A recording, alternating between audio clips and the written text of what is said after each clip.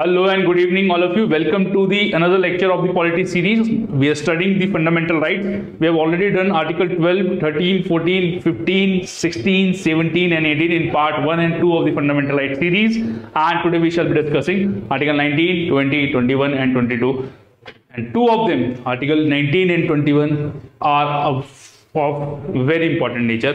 One of the most important articles, article 19 and article 21, आज हम दोनों देखेंगे। और आपको कोई भी डाउट होता है किसी प्रकार का, आप हमसे कमेंट बॉक्स में पूछ सकते हैं। We are always there to help you and I hope you are enjoying this series, and if you have any suggestions please tell us in the comment box. So beginning for the day, article 19. Now article 19 constitutionally, when constitution जब बनाया गया था तो 7 fundamental rights थी इसके अंदर, ठीक है। बट आज के समय में इसके अंदर 6 फंडामेंटल राइट रह गई हैं, ठीक है। एक फंडामेंटल राइट कौन सी हटाई गई थी वो आपको हम थोड़ी देर में बताएंगे, ठीक है। आर्टिकल 19 की बात करें अगर हम, आर्टिकल 19 जो है freedom of speech and expression, article 19(1), देखो 19(1) ABCD है ये, ठीक है। आर्टिकल 19 सब क्लॉज 2 अगर देखेंगे आप तो आर्टिकल 19 एक ऐसा आर्टिकल है, मैंने आपको क्या बताया था कि फंडामेंटल राइट्स की अपने आप में वो एब्सोल्यूट नहीं है, अपने आप में उसमें रिस्ट्रिक्शंस हैं, ठीक है। उसके अंदर रिस्ट्रिक्शंस हैं, एब्सोल्यूट नहीं है फंडामेंटल राइट्स। आर्टिकल 19 एक ऐसे आर्टिकल है जिसके अंदर ये जो सारी राइट्स 6 की 6 आप देख रहे हैं, जो 6 की 6 राइट्स देख रहे हैं आप, आर्टिकल 19 सब क्लॉज 2 में इसके ऊपर ये राइट्स कब कब ली जा सकती हैं वो भी मेंशन्ड है। तो इसकी जो रिस्ट्रिक्शंस हैं that are mentioned under article 19 sub clause 2। 19 sub clause 2 में आपको जो है इसकी रिस्ट्रिक्शन भी मिल जाएगी। तो आइए शुरू करते हैं एक एक करके, ठीक है। एक करके देखते हैं कि ये सब क्या है। तो first one is right to freedom of speech and expression, बोलने की आजादी, अपने आप को एक्सप्रेस करने की आजादी। इसके अंदर ये सिंगल भी अपने आप में एक ऐसी राइट है कि इसके अंदर बहुत सारी राइट जो है इम्बाइब्ड है। जैसे freedom of press, freedom not to express अपने आप में इम्बाइब्ड है इसके अंदर, ठीक है। तो आपको बोलने की आजादी है, आपको एक्सप्रेस करने की आजादी है, बट ये एब्सोल्यूट नहीं है कि आप किसी को भी कुछ भी बोल रहे हैं। मतलब अगर आप रोड पे निकले, आपने 4 लोगों को गालियां दे दी, नॉट गुड, मॉरली तो गुड है ही नहीं, बट देन वो सही भी नहीं है। तो इस प्रकार की आजादी आपको नहीं देता कि मेरा जो मन करेगा वो मैं करूंगा, ऐसा नहीं है। आपको जो है सर्टेन रीजनेबल रिस्ट्रिक्शन जो कि सामाजिक या लीगल स्टैंडर्ड्स के अकॉर्डिंग सही है, आप वही स्पीच या एक्सप्रेस कर सकते हैं, ठीक है। जैसे फॉर एग्जांपल देता हूं, अभी कल परसों ही दिल्ली मेट्रो में एक जो महिला थी या लड़की थी वो एक बिकनी ड्रेस पहन के आ गई। Now nothing against womens, but then उस पर्टिकुलर पब्लिक प्लेस के लिए क्या वो ड्रेस सही थी या नहीं थी, वो एक डिबेट का क्वेश्चन बन गया। तो ठीक है, तो उनके पास राइट है अपने आप, जो वो पहनना चाहे वो पहन सकती हैं, ठीक है। बट देन आपको जो कपड़े पहनने होते हैं वो हमेशा डेकोरम के अकॉर्डिंग होते हैं, ठीक है। आप यूपीएससी में इंटरव्यू देने जाएंगे या कहीं इंटरव्यू देने जाएंगे तो आप स्विम वेयर पहन के नहीं जा सकते, वहां कोट पैंट या एक डिसेंट जिसको बोला जाएगा कपड़े वो पहन के जाएंगे। मैं क्लास ले रहा हूं तो मेरे को उस हिसाब से कपड़े पहन के आने पड़ेंगे, मैं अपने बेडरूम वाले कपड़े पहन के यहाँ नहीं आ सकता। आते हैं टीचर्स आते हैं, कोई दिक्कत नहीं है, नथिंग अगेंस्ट देम, ठीक है, but then think which is right that should be done. तो that was in the context of कि स्पीच और एक्सप्रेशन है, बट देन उसके अपने रिस्ट्रिक्शंस भी हैं, ठीक है। अब आर्टिकल 19 मैंने आपको क्या बताया था कि मैंने आपको 4-5 राइट बताई थी, article 15, article 16, article 19, article 29 and article 30। ये 5 राइट्स ऐसी हैं जो कि सिर्फ सिटीजन्स को अवेलेबल थी, ये हम पहले आपको बता चुके हैं, ठीक है। तो आर्टिकल 19 एक ऐसी राइट है जो सिर्फ सिटीजन्स को अवेलेबल है, एलियंस को अवेलेबल नहीं है, ठीक है। ये 6 राइट है इनके अंदर, ये सिर्फ यहाँ के सिटीजन्स या भारत के नागरिकों को अवेलेबल है, ठीक है। अब आर्टिकल 19 इसके अंदर जो 1 है freedom of speech and expression के अंदर ही आपको right against tapping of phone, right to telecast, right to freedom of silence, right to demonstration और picketing, but right to strike इसमें अवेलेबल नहीं है। ये आप याद रखिएगा कि right to strike does not come under article 19 sub clause 1 part clause 1 sub clause A में नहीं है, 19(1)(a) में राइट टू स्ट्राइक नहीं है, ठीक है। और इसको जो है आपसे लिया जा सकता है या आपको रोका जा सकता है इस राइट को एक्सरसाइज करने से, अगर on the grounds of sovereignty and integrity of India, अगर आप भारत की प्रभुता को किसी प्रकार से डेंजर में डालते हैं तो आपको रोका जा सकता है। सिक्योरिटी ऑफ द स्टेट की सिक्योरिटी के लिए आपको रोका जा सकता है। फॉरेन कंट्रीज से फ्रेंडली रिलेशन बनाए रखने के लिए आपसे ये छीना जा सकता है। पब्लिक ऑर्डर मेंटेन करने के लिए आपसे ये लिया जा सकता है। डिसेंसी मेंटेन के लिए लिया जा सकता है। मोरालिटी मेंटेन करने के लिए आ सकता है। कंटेंट ऑफ कोर्ट को रोकने से लिया जा सकता है। डिफेमेशन करने से रोका जा सकता है। इंसाइटमेंट ऑफ एन ऑफेंस से रोका जा सकता है। जैसे देखो डिफेमेशन एक ऑफेंस भी है। अभी एक एमपी है, उनको डिस्क्वालीफाई कर दिया गया बिकॉज उन्होंने जो है एक डिफेमेशन केस उनके खिलाफ फाइल हुआ था and he lost, he got a punishment of prison for 2 years, and on that ground under Representation of People Act 1951 he was disqualified as a member of parliament, ठीक है। अब second बात है, second right पे आ जाते हैं कि right to assemble peacefully and without arm, ठीक है। आप असेंबल होइए बट पीसफुली होइए, विदाउट आर्म्स होइए। ऐसा नहीं कट्टा वट्टा लगा रखा है इधर पीछे 4 तमंचे लगा के आप घूम रहे हैं और वो कर रहे हैं, पार्टी वार्टी कर रहे हैं अपना, ऐसा नहीं करेंगे आप। तो आपको राइट टू पीसफुल असेंबली है बट एंड विदाउट आर्म्स है। अब इसके अंदर जब इसको पढ़ा रहे हैं तो इसके अंदर आपका 2 चीजें आ जाती हैं या 2 आईपीसी के प्रोविजंस भी आ जाते हैं। 2 आईपीसी के प्रोविजंस भी आ जाते हैं। वो प्रोविजंस कौन कौन से हैं आपका, एक सेक्शन 141 और एक सेक्शन 144। बोलते हैं ना धारा 144 लागू हो गई है, ठीक है। लेकिन वो जो 5% वाली जो धारा है वो ये है 141 है।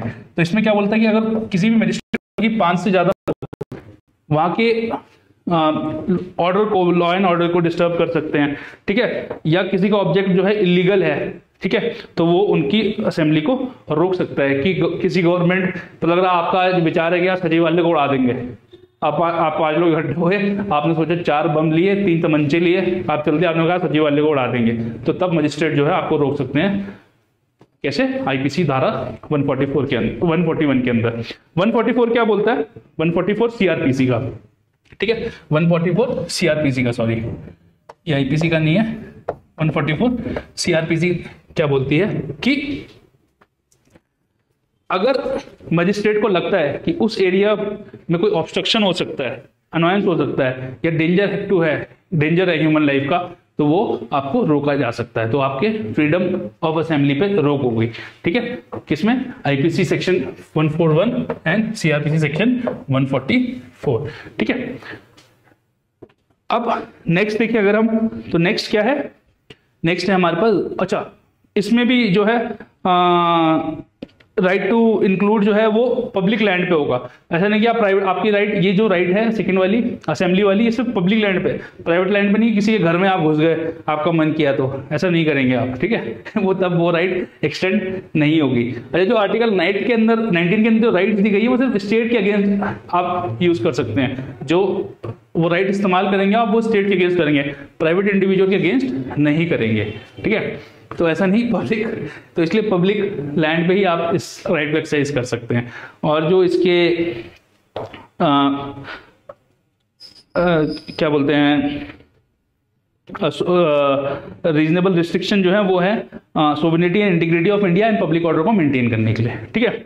Now the third one is right to form association, union और कोऑपरेटिव सोसाइटी, ठीक है। कोऑपरेटिव जो सोसाइटी है वो इनिशियल कॉन्स्टिट्यूशन में नहीं था, ठीक है। आपको मैं 10 सेकंड दे रहा हूँ, कमेंट बॉक्स में मेरे को बताइए कि कौन सा कॉन्स्टिट्यूशनल अमेंडमेंट एक्ट था जिससे cooperative societies, right to form cooperative societies को फंडामेंटल राइट घोषित किया गया था, ठीक है।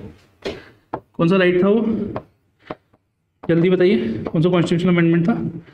Yes, it was 97th constitutional amendment act, it was 97th constitutional amendment act, ठीक है। मैं चेक कर लेता हूँ, मैं हर बार कंफ्यूज भी हो जाता हूँ, तो गलत पढ़ाने से बढ़िया है कि मैं अपने आप को करेक्ट कर लूँ, ठीक है। यस, 97 कॉन्स्टिट्यूशनल अमेंडमेंट एक्ट ही है जिससे कि, तो क्या बोला, right to form association, union and cooperative society. तो आपको क्या है, फंडामेंटल राइट है, एसोसिएशन बना सकते हैं, बट ऐसा नहीं कि आपने एक गैंग ऐसा एसोसिएशन बना लिया जिससे कि स्टेट की सिक्योरिटी को थ्रेट होगा, ऐसा ये सब अलाउड नहीं है।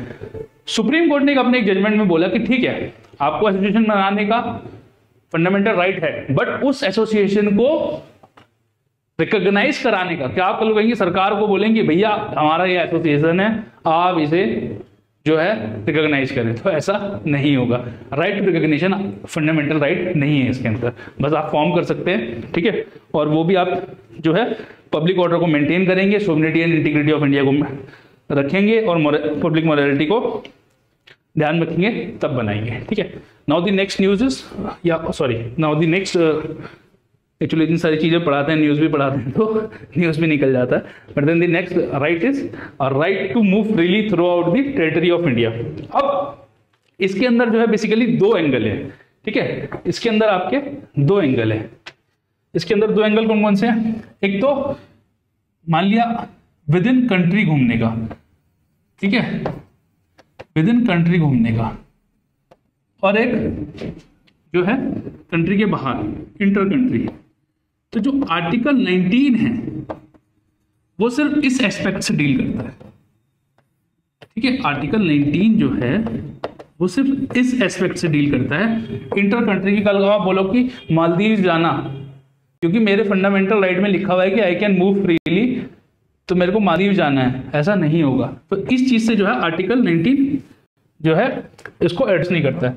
विद इन कंट्री में भी दो टाइप होते हैं, देखो कंट्री के अंदर क्या है, स्टेट्स, तो विद इन स्टेट आप घूम सकते हैं या बिटवीन टू स्टेट्स घूम सकते हैं आप, ठीक है। तो ये आपकी राइट है। ये क्यों रखा गया? ताकि लोगों में एकता की भावना बनी रहे, पैरोक्लाइजेशन ना हो, टूट की भावना ना है। हर स्टेट की अपनी आइडेंटिटी है, आपस में सब रिस्पेक्ट करते हैं, बट देन लोग आपके पास कोई प्रतिबंध नहीं है। जो उत्तराखंड का बंदा है वो उत्तर प्रदेश जा सकता है, उत्तर प्रदेश का जो बंदा है वो केरला जा सकता है, कि ऐसे ही वाइस वर्सा कि वहाँ के लोग यहाँ पे आ सकते हैं, कोई प्रतिबंध नहीं है, ठीक है। बट देन तब भी सरकार के पास पावर है कि इस मूवमेंट के ऊपर रोक लगाई जा सकती है, किससे? पब्लिक हेल्थ ऑर्डर मेंटेन करने के लिए। मान लिया जैसे वो प्रोस्टिट्यूट्स के आवागमन पर रोक लगा सकते हैं पब्लिक हेल्थ मेंटेन करने के लिए। जो शेड्यूल्ड ट्राइब्स हैं उनकी आइडेंटिटी को बनाए रखने के लिए आपकी मूवमेंट पर रोक लगा सकते हैं। आप नॉर्थ ईस्ट जाएंगे तो अभी भी वहां कुछ एरियाज में जाने के लिए आपको ILP लगता है, that is inner line permit, ठीक है। तो ये क्या है?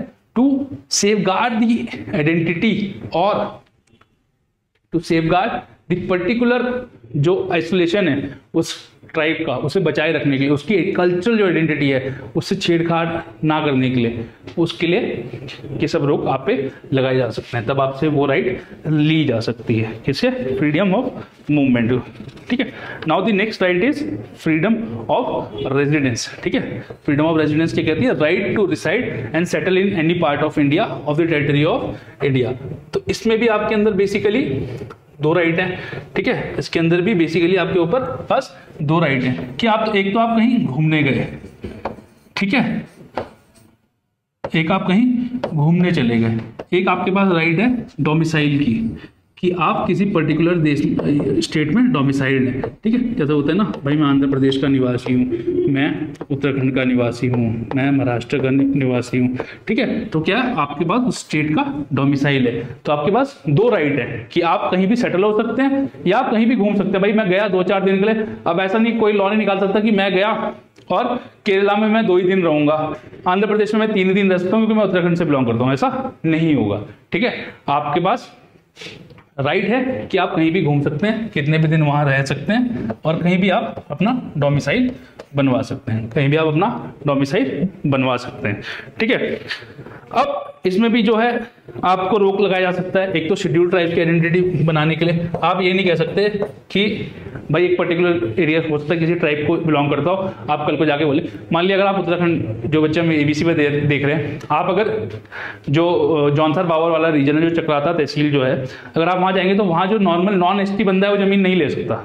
क्यों नहीं ले सकता? क्योंकि सरकार ने एक प्रोविजन रखा, कॉन्स्टिट्यूशनल प्रोविजन रखा कि उस पर्टिकुलर ट्राइब की आइडेंटिटी बचाने के लिए आप वहां पे नहीं जा सकते। वहां आप घूम सकते हो, घूमने जा सकते हो, तो वहां आपके पास घूमने का ऑप्शन तो है, बट वहां डोमिसाइल, वहां रहने के लिए, वहां सेटलमेंट का ऑप्शन नहीं है आपके पास। भाई जब जमीन ही नहीं ले सकते कैसे लोग? किराए विराए पे घर ले लोगे तो अलग बात है, बट देन जो बात है वो यही है, ठीक है। इंटरेस्ट ऑफ जनरल पब्लिक, कोई भी जनरल पब्लिक का इंटरेस्ट बचाने के लिए भी आप पे रोक लगाई जा सकती है, ठीक है। कोई भी जनरल पब्लिक का रोक लगाने का आप पे मतलब बचाने के लिए आप पे रोक लगाई जा सकती है, ठीक है। अगला क्या राइट है? लास्ट जो राइट है वो है right to practise any profession और to carry out any occupation, trade और बिजनेस। कि आप कोई भी ट्रेड, ऑक्यूपेशन या प्रोफेशन जो है प्रैक्टिस कर सकते हैं, ठीक है। कोई भी ऑक्यूपेशन या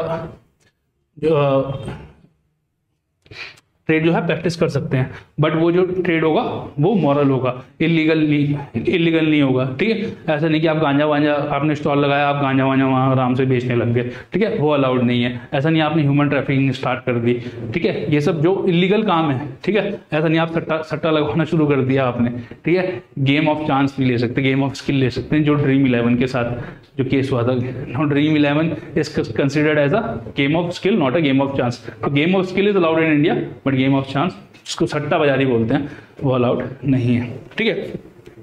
तो जो ट्रेड है वो कर सकते हैं आप, वो इलीगल नहीं होना चाहिए, वो इमोरल नहीं होना चाहिए, ठीक है, पहली बात। सेकंड बात, सरकार के पास पावर है, वो कोई भी एकेडमिक क्वालिफिकेशन लगा सकते हैं। भाई मान लिया आपको एडवोकेट बनना है, तो सरकार बोल सकती है आपको एडवोकेट बनने के लिए भैया ऐसा है कि LLB करनी पड़ेगी, जिसमें कि आपको 60% अटेंडेंस जरूरी है, ठीक है। तो कोई भी एकेडमिक या टेक्नोलॉजिकल क्वालिफिकेशन सरकार जो है लगा सकती है, वो सरकार के पास पावर है, ठीक है। और एक और चीज है कि सरकार के पास जो है, अगर सरकार किसी चीज पे मोनोपोली बनाती है, ठीक है, किसी चीज को अपनी मोनोपोली रखती है, मान लिया रेलवेज हो गया, कल को सरकार बोलती है कि भाई रेलवे सिर्फ मैं चलाऊंगी। अब रेलवे क्या है? रेलवे भी एक प्रकार का धंधा हो गया। अब सरकार बोलती है कि ये वाला धंधा तो भैया हम ही करेंगे, कोई और नहीं करेगा। अब वहां पे आपके पास क्या राइट है कि आप कोई भी ट्रेड कर सकते हैं, या आप बोलोगे रेलवे चलाना इलीगल होता है तो सरकार क्यों चला रही है? तो इलीगल नहीं है, बट लेकिन सरकार की मोनोपोली होगी। तो कॉन्स्टिट्यूशन कहता है कि आप इस चीज को चैलेंज नहीं कर सकते हैं। अगर सरकार किसी भी चीज पे, किसी भी ऑक्यूपेशन पे या किसी भी ट्रेड पे अपनी मोनोपोली रखती है, तो you can not challenge it, ठीक है, on the ground of article 19, ठीक है। तो ये थी कहानी आर्टिकल 19 की, ठीक है। तो अभी कौन आएगा देखते हैं। अरे हम तो आ गए, आपको आर्टिकल 20 पढ़ाने वाले थे, बाबू भैया आ गए। तो अभी आपको मैंने बताया था कि ओरिजिनल कॉन्स्टिट्यूशन में कितनी राइट्स थी? 7 थी, हमने तो 6 ही पढ़ी। तो बाबू भैया तो बहुत तेज आदमी है, ठीक है। वैसे चाचा चौधरी को यहाँ होना चाहिए था, बट चलो बाबू भैया आ गए। तो बाबू भैया ने हमसे पूछा कि भैया ये 7th राइट कौन सी थी और ये कहाँ चली गई? हमने कहा कोई नहीं बाबू भैया, आपको बताया जाएगा 7th राइट कौन सी थी और कहाँ चली गई। तो भैया जो 7th राइट थी वो थी राइट टू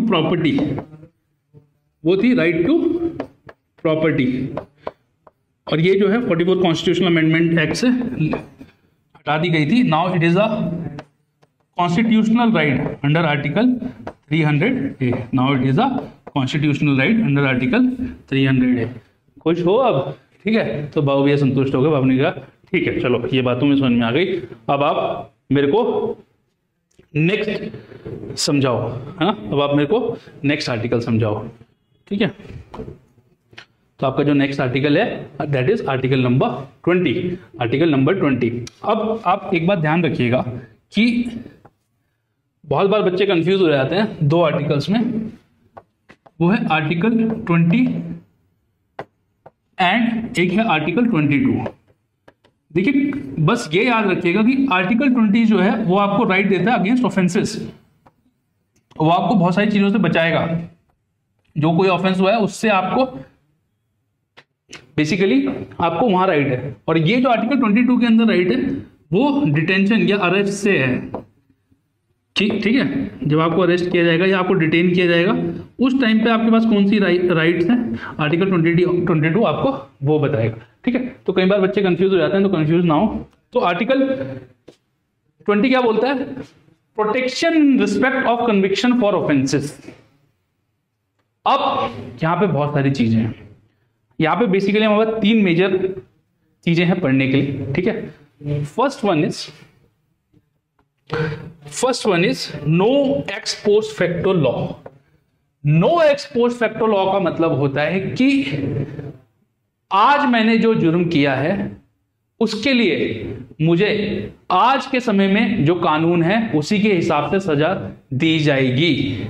मान लिया मैंने किसी को थप्पड़ मार दिया, आज के समय में, आज के दिन वो एक कानून अपराध नहीं है, तो मुझे आप कल कोर्ट में खड़ा नहीं कर सकते हो, क्योंकि आज देश में कोई लॉ ही नहीं है कि कोई बंदा किसी बंदे को थप्पड़ मार दे वो एक पनिशेबल ऑफेंस हो, वो एक क्राइम हो, ठीक है। मान लिया कल कोई लॉ बना था जिसमें कि एक व्यक्ति ने अगर दूसरे व्यक्ति को थप्पड़ मारा तो उसके लिए उसे 6 महीने की सजा या 10,000 रुपये जुर्माना या दोनों हो सकते हैं। मैंने आज किसी को थप्पड़ मार दिया तो मेरे को कोर्ट में खड़ा किया जा सकता है, अगला बंदा जिसको मैंने मारा है वो मुझे खड़ा कर सकता है कि इस बंदे ने मुझे थप्पड़ मारा, लिहाजा इसको जो है ट्राई किया जाए, इसके ऊपर ट्रायल चलाया जाए, ट्रायल के बाद इसे एप्रोप्रिएट सजा सुनाई जाए। तो no ex post facto law क्या बोलता है? No ex post facto law बोलता है कि आप जो है प्रीवियस एप्लीकेशन नहीं करेंगे लॉ की। बट इंटरेस्टिंग बात ये है, ये सिर्फ क्रिमिनल लॉ की बात करता है, नो पोस्ट फैक्टो। आप सिविल में ये अप्लाई नहीं होगा, सिविल लॉज में ये अप्लाई नहीं होगा, जैसे कि टैक्सेशन।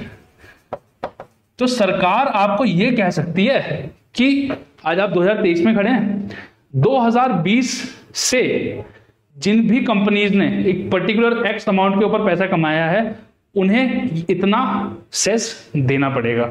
तो ये क्या हो गया, किसी भी लॉ का एप्लीकेशन रेट्रोस्पेक्टिवली हो गया, पूर्व से हो गया, पहले से, ठीक है। वोडाफोन का केस सुना है आपने?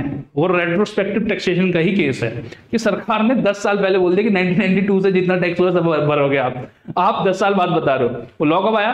2002-3 की एग्जैक्ट डेट मुझे याद नहीं है, बट आप समझिए कि 2002 में एक लॉ आया, ठीक है, जो बोलता है कि 10 साल पहले से जिस चीज ने जो कमाया उस पर टैक्स दे दो। कल तक कोई टैक्स नहीं था, आज एक आपने टैक्स इंट्रोड्यूस कर दिया और उसको 10 साल पहले से लागू कर दिया, ठीक है। तो रेट्रोस्पेक्टिव हो गया। सिविल लॉज में अप्लाई हो सकता है बट क्रिमिनल लॉज में अप्लाई नहीं होगा, ठीक है, क्रिमिनल लॉज में अप्लाई नहीं होगा, no ex post facto law, ठीक है। Now second is double jeopardy. भाई डबल जियोपार्डी का मतलब होता है मेरे को किसी भी जुर्म की सिर्फ एक ही बार सजा मिलेगी, 2 बार नहीं मिलेगी। मैंने अगर आपको एक बार थप्पड़ मारा है या एक ही बारी में 2 मारे हैं या 3 मारे हैं, क्वांटम अलग हो सकता है, बट मान लिया एक बार थप्पड़ मारा है तो एक ही बार सजा मिलेगी। ऐसा नहीं कि आपने मुझे 6 महीने की एक ही थप्पड़ मारने की 6 महीने की 2 बार सजा सुना दी, ऐसा नहीं होगा, ठीक है।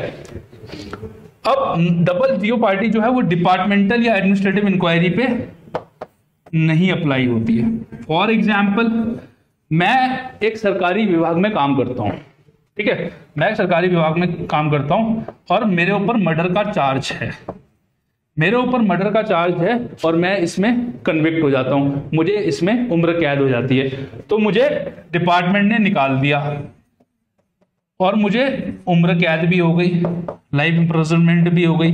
तो ये क्या होगा, आपको लगेगा यार ये तो 2-2 सजाएं हैं, कॉन्स्टिट्यूशन कह रहा है यार डबल जियोपार्डी नहीं कर सकते हो आप, ये कौन सी बात है? तो कॉन्स्टिट्यूशन कहता है जो एडमिनिस्ट्रेटिव एंड डिपार्टमेंटल टाइप की जो पनिशमेंट है या इंक्वायरी है वो जो है उस पे जो है कि डबल जियोपार्डी का प्रिंसिपल अप्लाई नहीं होगा, डबल जियोपार्डी का प्रिंसिपल अप्लाई नहीं होगा।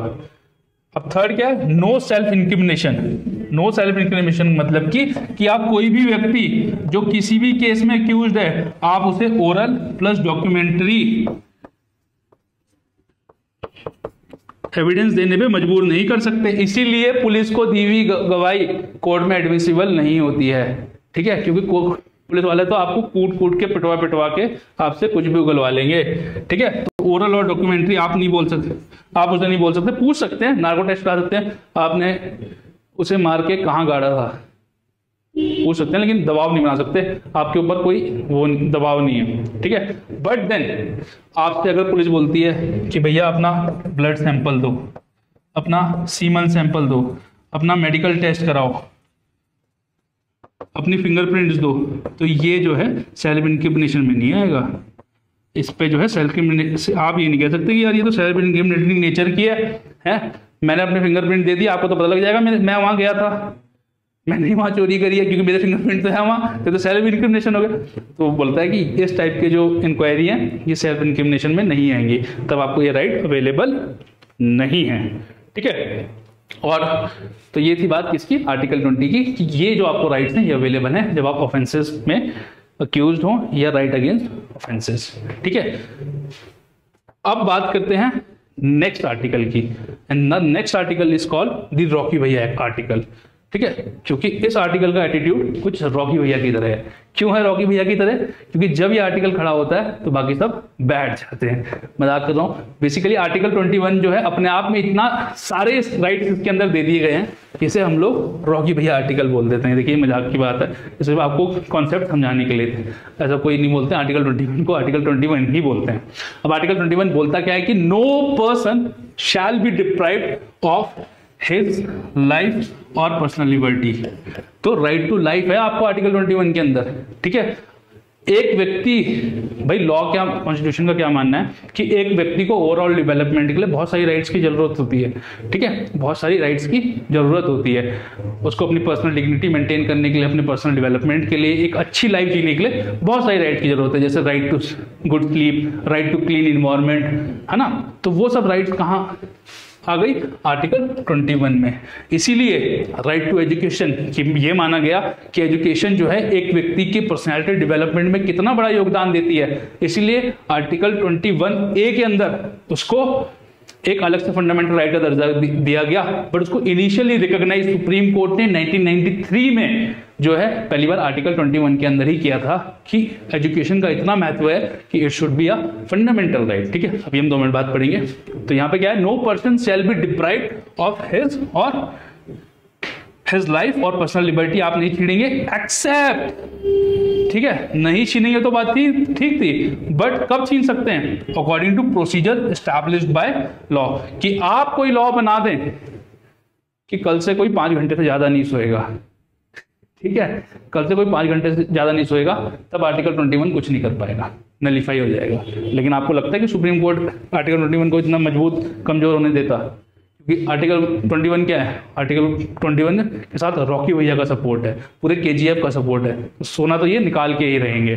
ठीक है, तो प्रोसीजर एस्टैब्लिश्ड बाय लॉ, कि आपने कोई लॉ बना दिया, आप तब जो है किसी भी पर्सन को उसकी राइट टू लाइफ और पर्सनल लिबर्टी से डिप्राइव कर सकते हैं। सुप्रीम कोर्ट को बोला यार ये तो बड़ा पंगा है। ठीक है, एक आगे हम पढ़ेंगे, एक गोपालन केस था। ठीक है, तो तब एक कॉन्सेप्ट आया जो कि अमेरिकन कॉन्स्टिट्यूशन से लिया गया है, ड्यू प्रोसेस ऑफ लॉ। ठीक है, ड्यू प्रोसेस ऑफ लॉ। ठीक है, तो डिफरेंस क्या है दोनों के बीच में ये समझ लेते हैं कि प्रोसीजर एस्टैब्लिश्ड बाय लॉ और ड्यू प्रोसेस ऑफ लॉ में फर्क क्या है। देखो, ड्यू प्रोसेस ऑफ लॉ क्या बोलता है या प्रोसीजर एस्टैब्लिश्ड बाय लॉ क्या बोलता है कि आपके पास आर्टिकल 21 में एक राइट थी। आर्टिकल 21 कहता है कि आप उस राइट को तभी ले सकते हैं कि आप कोई प्रोसीजर या कोई लॉ बना दें उसको लेने के लिए। आपने एक लॉ बना दिया, ठीक है, मान लिया मेरे पास राइट टू स्लीप है, कल को पार्लियामेंट ने एक लॉ पास कर दिया कि कोई बंदा नहीं सोएगा।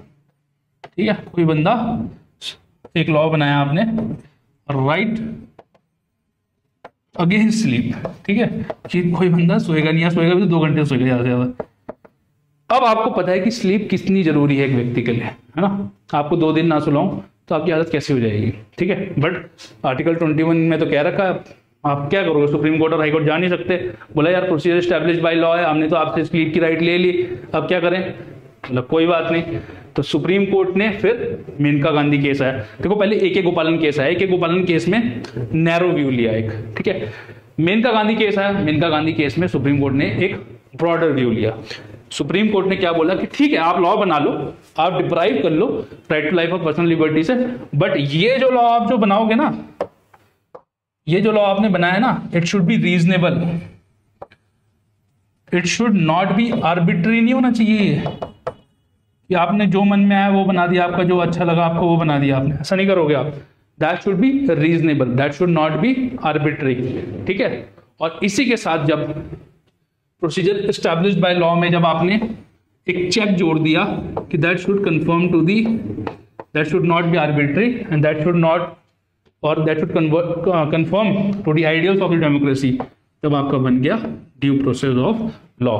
कि आपने लॉ बना दिया लेकिन वो रीजनेबल भी होना चाहिए, वो चेक भी होगा कि आपने लॉ ठीक भी बनाया है या आपने जो मन में मर्जी आया वो बना दिया, तब ड्यू प्रोसेस। आज के टाइम पे भले ही कॉन्स्टिट्यूशन में प्रोसीजर एस्टैब्लिश्ड बाय लॉ लिखा हो, बट आइडियली जो आप जितने भी लॉज जो आप देखते हैं जब बनते हैं वो सबसे पहले सुप्रीम कोर्ट हाई कोर्ट में चैलेंज होते हैं, वो इसी की वजह से होते हैं क्योंकि उनकी लीगैलिटी तो अलग बात है बट उनकी जो रीजनेबलनेस है, उनका जो सही अपने आप में जो एसेंस है कि वो सही है या नहीं है, वो ड्यू प्रोसेस ऑफ लॉ से चेक होती है। ठीक है, फिर मैंने आपको बता ही दिया कि एक के गोपालन केस और मेनका गांधी केस में, ठीक है, एक गोपालन केस में बेसिकली सुप्रीम कोर्ट ने थोड़ा सा नैरो व्यू लिया, ठीक है, और इसमें ब्रॉड व्यू लिया मेनका गांधी केस में आर्टिकल 21 का। ठीक है, ड्यू प्रोसेस ऑफ लॉ यहीं पे इंट्रोड्यूस कर दिया। ठीक है, अब नैरो एक गोपालन केस में सुप्रीम कोर्ट ने कैसे इंट्रोड्यूस किया ड्यू प्रोसेस ऑफ लॉ। भाई एक गोपालन केस में बोला कि जो राइट है आर्टिकल 21 के अंदर वो सिर्फ एडमिनिस्ट्रेटिव एक्शंस के अगेंस्ट अवेलेबल है, एडमिनिस्ट्रेटिव एक्शंस के अगेंस्ट अवेलेबल है। ठीक है, वो आपको लेजिस्लेटिव एक्शंस के अगेंस्ट अवेलेबल नहीं है। मतलब कोई लॉ बना दिया गया ना अगर आपको राइट लेने के लिए, तब आप कुछ नहीं कर पाओगे। अगर पार्लियामेंट ने एक लॉ पास कर दिया तो ये क्या था, नैरो व्यू था क्योंकि प्रोसीजर एस्टैब्लिश्ड बाय लॉ था। बट देन जब सुप्रीम कोर्ट ने बोला कि भैया एडमिनिस्ट्रेटिव पर तो है ही, ये राइट जो है आपको लेजिस्लेटिव एक्शन के अगेंस्ट भी अवेलेबल है, तब सुप्रीम कोर्ट ने ये कहते ही इंडियन कॉन्स्टिट्यूशन को या आर्टिकल 21 को एक नया आयाम दिया और ड्यू प्रोसेस ऑफ लॉ का कॉन्सेप्ट कॉन्स्टिट्यूशन में इंट्रोड्यूस कर दिया। ठीक है, because Supreme Court is the defender of the fundamental rights. उसको defender of the fundamental rights ऐसे ही नहीं बोला जाता। ठीक है, अब बात करते हैं आर्टिकल 21A की। देखो आर्टिकल 21A जो राइट टू एजुकेशन आप बोलते हो वो आपका आर्टिकल 21A से ही आता है। ठीक है, और कौन सा कॉन्स्टिट्यूशनल अमेंडमेंट एक्ट था, 86 कॉन्स्टिट्यूशनल अमेंडमेंट एक्ट 2002। ठीक है, और राइट टू एजुकेशन कब आया था, राइट टू एजुकेशन कब आया था, राइट टू एजुकेशन आपका राइट टू एजुकेशन एक्ट 2009। ये यूके पीसीएस में एक बार पूछा हुआ है मेरे ख्याल से question, right to education act कौन सा ईयर का है, 2009 में। ठीक है, तो क्या बोलता है कि to provide free and compulsory education of all children in the age group of 6 to 14 years as a fundamental right in such a manner as the state may by law determine. तो by law determine, और वो law क्या बनाया था, उस law का नाम था right of children to free and compulsory education act 2009, that is RTE act 2009। ठीक है, 86 कॉन्स्टिट्यूशनल अमेंडमेंट एक्ट से बनाया। आर्टिकल 45 का इसने सब्जेक्ट मैटर चेंज कर दिया था। ठीक है, और आर्टिकल 51A के अंदर जो है एक और फंडामेंटल ड्यूटी जोड़ दी गई थी। ठीक है, आर्टिकल 51 के अंदर एक और ड्यूटी जोड़ दी गई थी। वो ड्यूटी क्या है, it shall be the duty of every citizen of India to provide opportunities for education to his child और ward between the age of 16 and 14 years। तो आप एजुकेशन प्रोवाइड करेंगे। और मैंने आपको बता ही दिया कि 1993 में ही सुप्रीम कोर्ट ने पहली बार आर्टिकल 21 में इसको रीड आउट कर लिया था। ठीक है, तो article 21 is the right to education. तो राइट टू एजुकेशन, पढ़ने का अधिकार या शिक्षा का अधिकार आपका एक मौलिक अधिकार है, तो इसका आप अच्छे से इस्तेमाल करें, भरपूर इस्तेमाल करें। ठीक है, तो अगले आर्टिकल पे आते हैं। अगला आर्टिकल क्या है, article 22, last article for the day. ये क्या बोलता है, protection against arrest and detention in certain cases. तो अब देखिए, डिटेंशन जो होता है वो दो प्रकार का होता है। एक हो गया आपका प्यूनिटिव, ठीक है, एक हो गया प्रिवेंटिव। भाई प्यूनिटिव कब हो गया, मैंने कोई अपराध किया, मुझे 6 महीने की सजा हो गई या सजा हो गई, सजा याफ्ता जिसको बोलते हैं। ठीक है, तो वो क्या हो गया, प्यूनिटिव डिटेंशन, कि आपको अब जेल में रहना पड़ेगा। जेल की रोटी खानी पड़ेगी। ठीक है, अब तो जेल में रहना पड़ेगा, जेल की रोटी खानी पड़ेगी। वो क्या है? प्यूनिटिव डिटेंशन है कि आपको किसी चीज के अंदर या किसी चीज के लिए सजा दी गई। ठीक है, आपने कोई अपराध कर चुके हो, offence has been committed, commit कर लिया है आपने, क्योंकि आप रिलेशनशिप में तो कमिट हो नहीं पाए, तो आपने ऑफेंस कमिट कर लिया। बट देन प्रिवेंटिव डिटेंशन क्या बोलता है? प्रिवेंटिव डिटेंशन किसके लिए होता है? प्रिवेंटिव डिटेंशन होता है कि आप अपराध ना करें, to stop you from doing a offence. Preventive कर लिया जाता है। देखा, हम जब इलेक्शन होते हैं तो बहुत सारे लोगों को जो है पहले ही अंदर कर लिया जाता है। ठीक है, जेल में भेज देते हैं। क्यों? कि वो कुछ भी हरकतें एक्टिविटी ना करे। पता लग रहा है 4 लोग गए, बूथ कैप्चरिंग कर ली। ठीक है, तो जो आपराधिक तत्व के जो एलिमेंट्स होते हैं समाज के, उन्हें अंदर कर दिया जाता है। तो दैट इज प्रिवेंटिव डिटेंशन। अब आर्टिकल 22 जो है उसके 3 सब क्लॉज हैं, 1, 2 एंड 3। 1 and 2 जो है वो इस राइट से प्यूनिटिव डिटेंशन में के अगेंस्ट जो राइट्स हैं उससे डील करते हैं, और जो 22 सब क्लॉज 3 है वो प्रिवेंटिव डिटेंशन के अंदर, जब आपको प्रिवेंटिव डिटेंशन के अंदर किया जाएगा तब कौन से राइट्स हैं उससे डील करता है। ठीक है, 22(3) के अंदर कौन से राइट्स हैं उससे डील करता है। ठीक है, तो देख लेते हैं। तो 22(1) क्या बोलता है? Any person who is in custody has to be informed as to why he has been arrested, further he cannot be denied right to consult an advocate। तो आपके पास आर्टिकल 22(1) में क्या है कि आपको जब अरेस्ट किया जाएगा तो आपको बताया जाएगा कि आपको अरेस्ट क्यों किया जा रहा है। In fact D K versus Basu versus state of Bengal एक ऐसा केस है जहां पे कि सुप्रीम कोर्ट ने जब आपको अरेस्ट किया जाएगा तब पुलिस कैसे आपको अरेस्ट करेगी, मेमो बनाएगी, 2 लोगों को कंफर्म करेगी, कहां ले जा रहे हैं सब कुछ बताएगी, आपने क्या ऑफेंस कमिट किया सब कुछ लिख के आपको बताएगी, एक कॉपी उसकी वहां देगी, लोगों को देगी या आपके घर वालों को देगी। ये सब जो गाइडलाइंस है D K Basu versus state of Bengal में ले डाउन करी गई थी। बट देन आर्टिकल 22(1) क्या कहता है कि जब भी आपको अरेस्ट किया जाएगा तो आपको बताया जाएगा कि भैया आपको अरेस्ट क्यों किया जा रहा है, और आपको बताया जाएगा कि आप जो है लीगल कंसर्न या अपने एडवोकेट को कॉल कर सकते हैं। इसलिए एडवोकेट्स का बकाल होता है। ठीक है, आर्टिकल 22 क्या कहता है कि जब भी आपको अरेस्ट किया जाएगा तो 24 घंटे के भीतर आपको मजिस्ट्रेट के सामने पेश किया जाएगा। प्रिफरेबली जुडिशियल मजिस्ट्रेट, बट कई बार जुडिशियल मजिस्ट्रेट अवेलेबल नहीं होते, तो कई स्टेट्स में जो है और मजिस्ट्रेट एडमिनिस्ट्रेटिव मजिस्ट्रेट्स को भी पावर दे रखी है। बट देन मजिस्ट्रेट के सामने आपको पेश किया जाएगा 24 घंटे के भीतर excluding the time of journey का टाइम छोड़कर। ठीक है, जर्नी का टाइम छोड़कर, और तब मजिस्ट्रेट के पास आप को वो छोड़ दे या आपको अंदर रखे या आपकी अवधि बढ़ाए। It is the prerogative of magistrate. And बस पुलिस का काम क्या है? आपको पकड़ना और 24 घंटे के भीतर मजिस्ट्रेट के सामने पेश करना। ठीक है,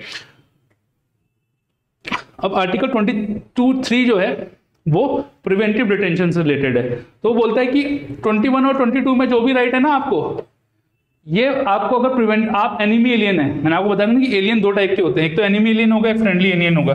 अगर आप एनिमी एलियन है तब आपको ये राइट अवेलेबल नहीं है।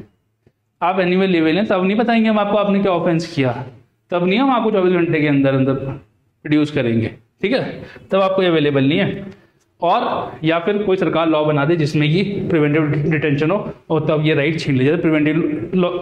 प्रिवेंटिव डिटेंशन के लॉज कैसे हैं? आपने यूआपा सुना है? आपने यूआपा सुना होगा ना, यूआपा, NSA, नेशनल सिक्योरिटी एक्ट, ये क्या है? ये सब प्रिवेंटिव डिटेंशन के एक्ट है। ठीक है, तो क्या बोलता है? 3 महीने तक आपको प्रिवेंटिव डिटेंशन में रखा जा सकता है। एक्चुअली 44 कॉन्स्टिट्यूशनल अमेंडमेंट से ये अवधि 2 महीने कर दी गई थी, बट देन ये अमेंडमेंट थी, ये कभी नोटिफाई नहीं हुई। तो क्योंकि ये नोटिफाई नहीं हुई गजट में, देखो कोई भी लॉ तब तक लॉ नहीं होता जब तक वो गजट में नोटिफाई नहीं होता। तो ये नोटिफाई नहीं होता, ये 2 महीने का जो है सीन ही खत्म हो गया था। आज भी क्या है कि 3 महीने तक आपको प्रिवेंटिव डिटेंशन के अंदर रखा जा सकता है। 3 महीने से ऊपर रखेंगे तो एक एडवाइजरी कमेटी बनाएंगे और उस एडवाइजरी कमेटी में हाई कोर्ट के जज होंगे। एक एडवाइजरी कमेटी बनाएंगे और उसके अंदर हाई कोर्ट के जज होंगे और वो डिसाइड करेंगे कि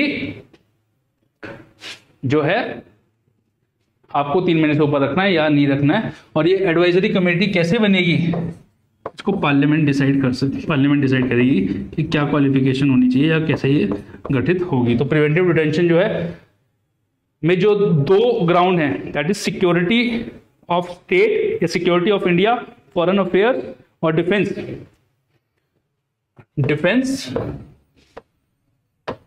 फॉरेन अफेयर्स या सिक्योरिटी ऑफ इंडिया से रिलेटेड अगर कोई भी प्रिवेंटिव डिटेंशन लॉ बनाया जा रहा है तो वो सिर्फ पार्लियामेंट बना सकती है या यूनियन बना सकता है, ठीक है। बाकी जो है कंकरेंट है, दोनों बना सकते हैं, स्टेट एंड पार्लियामेंट मिलकर, ठीक है, स्टेट एंड पार्लियामेंट मिलकर। तो ये थी बात किसकी, आर्टिकल 22 की, ठीक है, प्रिवेंटिव डिटेंशन की। सो आज की क्लास में इतना ही काफ़ी रहेगा। अगली क्लास में हम लोग राइट अगेंस्ट एक्सप्लॉयटेशन 23 से 30 तक कोशिश करेंगे। बाकी कोशिश करते हैं कि क्लास बड़ी ना हो, इसलिए छोटी छोटी क्लासेस में आपको पढ़ाते हैं। I hope you liked it, and if you have any confusion, any problem, feel free to ask us, and please tell us in the comment box your feedback, and I shall see you soon. Bye bye, take care, keep healthy and keep listening.